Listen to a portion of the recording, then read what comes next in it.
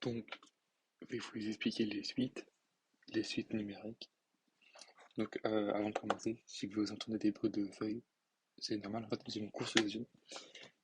J'ai expliqué les points clés, en fait, tout ce qu'il faut savoir faire, reconnaître, etc. Donc, les suites. Déjà, ce qu'on peut noter, c'est qu'il existe, bien sûr, qu'il existe deux types de suites. Il y a les suites de, de récurrence, donc qui se notent UN plus 1 est égal à UN et plus le reste de la suite. Donc, par exemple, si on prend plus 1. Dans ce genre de suite, on est obligé d'avoir un U0 en fait.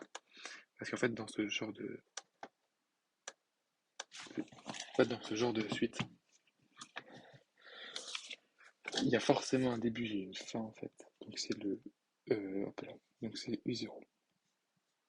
Par exemple, imaginons U0 est égal à, on va pas prendre 1, on va prendre 2. Pourquoi il faut un U0? Parce que là, on dit qu'on prend U. En fait, il faut un début à cette suite. Donc, si on n'a pas de U0, comme on se sert du terme d'après UN pour calculer le terme qui suit, UN plus 1, en fait, on est obligé d'avoir une base. Donc là, si on remplace, on veut donc calculer U1. Donc on sait que U0 plus 1 est égal à donc U0 plus 1. Ce qui nous donne U1 est égal à 2 plus 2 plus 1, donc ce qui est égal à 3. Maintenant, on va mettre ça sur la même page. Si je calculais U2, donc bien sûr, U2 c'est UN plus 1. Parce que maintenant, quand on remplace, on n'a plus de UN qui est ici, ce n'est plus égal à U0, mais c'est égal à U1. Donc ça fait U2, hein. En fait, j'ai supprimé, ça donne U1 plus U1 est égal à, donc la valeur qu'on a trouvée ici, 3 plus 1. Donc on peut dire que U2 est égal à 4. Voilà, donc ça c'est les suites de récurrence. Maintenant, il y a les suites explicites. Explicites, il n'y a pas besoin de valeur de départ. Par exemple, si on a U n est égal à U n plus 5. Si on veut calculer U1, bien sûr on peut. Donc, non, c'est pas n. Ah d'accord, c'est ça.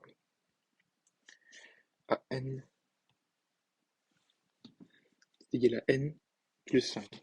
Donc si on a 1, ça donne 6. Parce que la valeur qu'on a ici, c'est la valeur qu'on retrouve ici. Par exemple, pour peut-être vous donner un exemple plus concret, si on cherche U100, ça donne 100 plus 5. Avec une suite explicite, on peut toujours. Il n'y a pas besoin d'avoir le terme précédent. Parce que si par exemple, on veut calculer U100, donc c'est U 99 plus 1,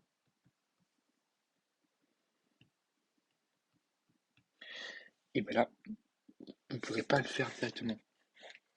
Vous ne pouvez pas le faire directement parce qu'il vous faut votre UN99 et que non s'arrêter à UN.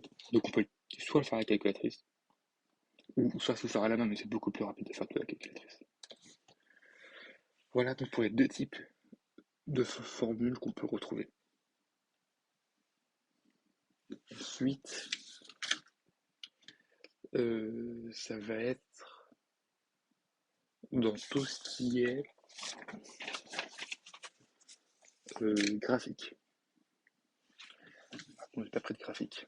Bon, on va en faire un de la main, le plus droit possible.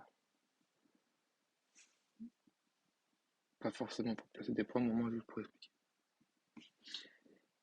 Sur l'axe donc des abscisses, on va avoir n. Ici, on va avoir U de n. Donc, par exemple, dans le cours, il y a un exemple, donc je vais vous le donner. Si on a un est égal à 0,5 n au carré moins 2.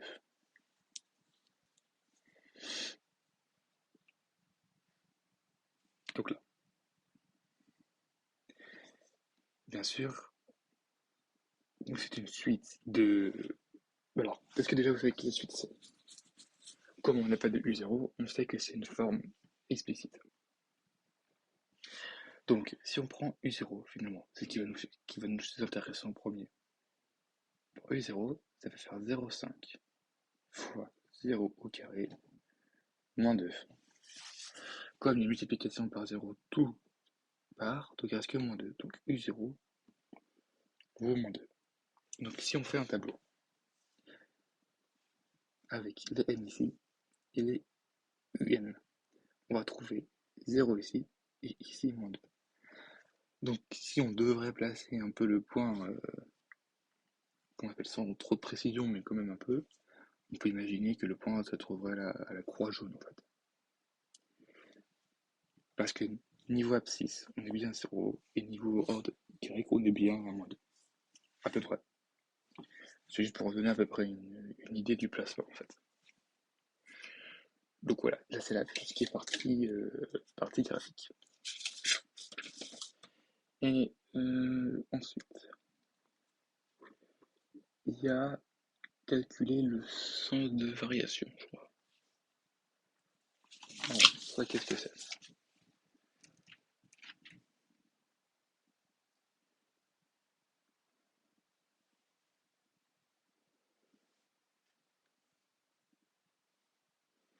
Alors, pour la sens de variation, comment savoir si elle est croissante ou décroissante?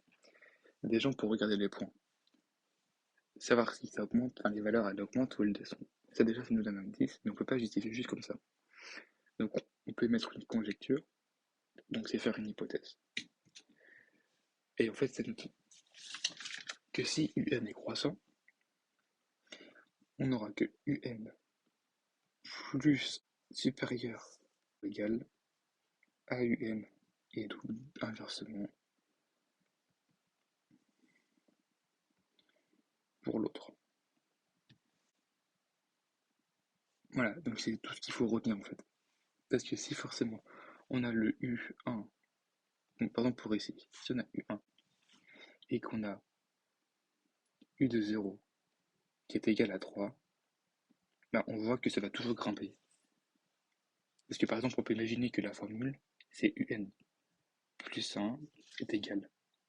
Donc UN plus 2, donc ça nous donne U1, est égal à U0 plus 2, et comme on sait que c'est U3 le début, ça donne 3 plus 2. Maintenant, donc pour le deuxième cas, donc je vais faire dans notre couleur. Donc on va quand même partir du même exemple, sauf que imaginons ce coup-ci que U1 est égal à 2. Donc toute la formule va changer. Hop, ça va être comme ça. Donc parce que quoi on va avoir? Donc moins 1. Puisqu'on va avoir 3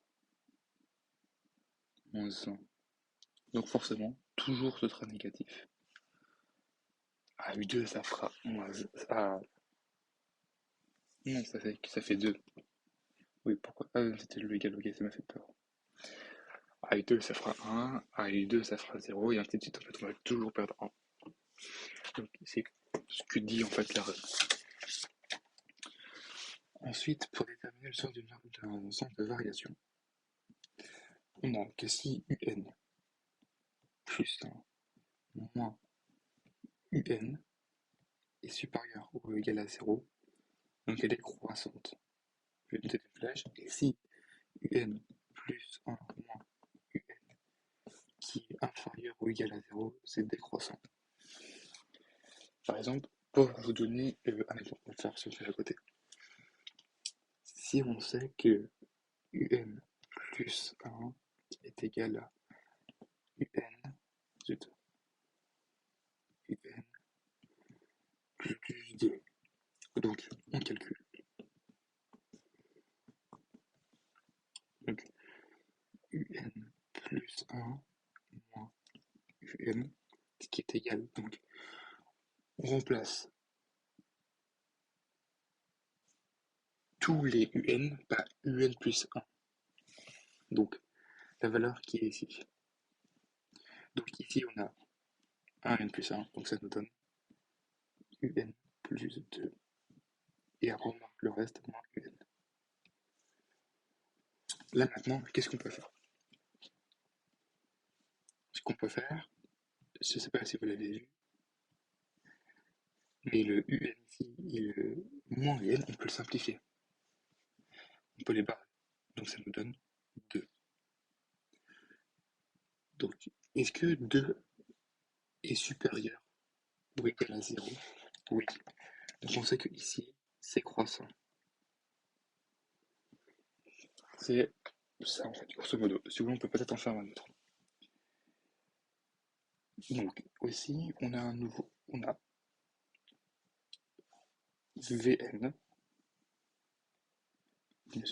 ce V bizarre, 4n plus 4. Donc, on va qu'on calcule un plus 1 moins un. Donc on fait la même méthode, on remplace le un par un plus 1, donc ce qui nous donne 4 plus 1 plus 4. On met les parenthèses parce que bah, c'est tout. Là, on n'a pas mis de parenthèses parce que finalement, il n'y en avait pas besoin. Mais il faut mettre les parenthèses. Là, dans ce cas, il faut mettre des parenthèses. C'est pour ça qu'il faut faire assez attention. Donc, on peut simplifier ça en 4n plus 8. Vous savez, principe en troisième, on fait la double la simple distributivité là. Donc, on fait 4 fois n et 4 fois 1. Zut, oui, mais je suis bête. Ça fait 8. Donc ensuite, on peut faire Vm plus 1 moins Vm est égal donc à, entre parenthèses, 4n plus 8 moins 4n moins 4. Plus 4, pardon. Donc le résultat qu'on a ici, il revient ici. Là, on avait juste calculé un en fait ici. On dit voilà le résultat de un. Après qu'on remplace et le Vm, bah, sa valeur elle nous est donnée dans l'énoncé en fait. On recopie. Et les parenthèses, donc on fait attention, là on a les parenthèses, on fait attention ici il y a un signe moins, donc on sait que ça inverse tous les signes dans la parenthèse, et après on peut en parler. Là ça s'annule, et ici 8 moins 4, ça fait 4.